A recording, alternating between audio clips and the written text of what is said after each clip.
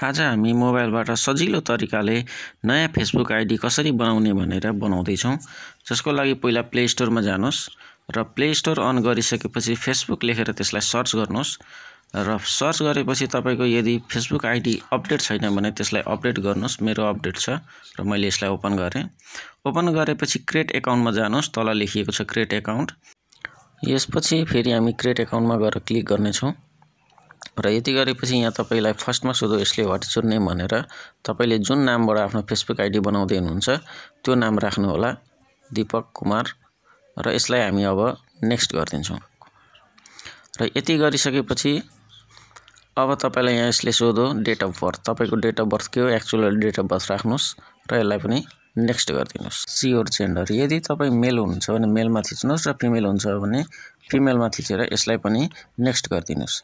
र यति गरिसकेपछि तपाईलाई उसले मोबाइल नम्बर माग्यो, जुन नम्बरबाट तपाईले फेसबुक आइडी अन गर्दै हुनुहुन्छ त्यही मोबाइल हाल्नु होला, किनकि उसले यसमा एउटा ओटीपी पठाउँछ 5 डिजिटको, र नम्बर हालेर यसलाई तपाई नेक्स्ट गरिदिनुस्। र यहाँ अब तपाईले आफ्नो फेसबुकको लागि पासवर्ड जेनेरेट गर्नुपर्ने हुन्छ, जुन पासवर्ड तपाईलाई फेसबुक लगइन गर्नको लागि चाहिन्छ, र यसलाई नेक्स्ट गर्नुस्। यसलाई पनि हामीले सेभ गर्नुपर्ने हुन्छ र यो टर्म एन्ड कन्डिसन छ, यसलाई पनि आई एग्री गरिदिनुस् र यसलाई क्लिक गरिदिनुस्।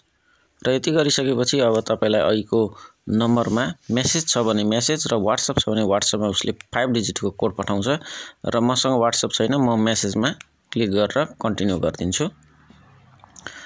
अब हाम्रो कन्फर्मेसन कोड आइसकेको छ र त्यो कन्फर्मेसन कोडलाई हामी यहाँ फिलअप गर्नेछौँ।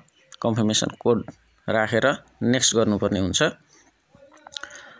03889। अब यसलाई नेक्स्ट गरिदिउँ र यहाँ अब तपाईले आफ्नो प्रोफाइल पिक्चर राख्नुस्।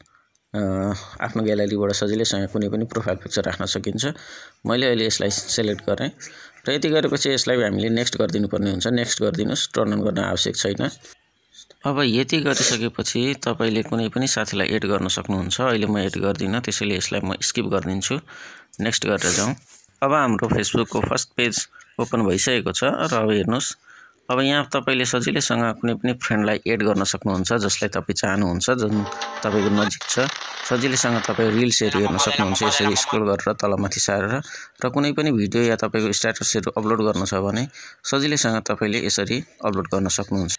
यति गरेपछि मेरो फेसबुक आइडी बनेर तयार भयो। मेरो प्रोफाइल हेर्नुस्, दीपक कुमार, र यसरी नै तपाईहरु पनि सजिलैसँग फेसबुक आइडी बनाउन सक्नुहुन्छ।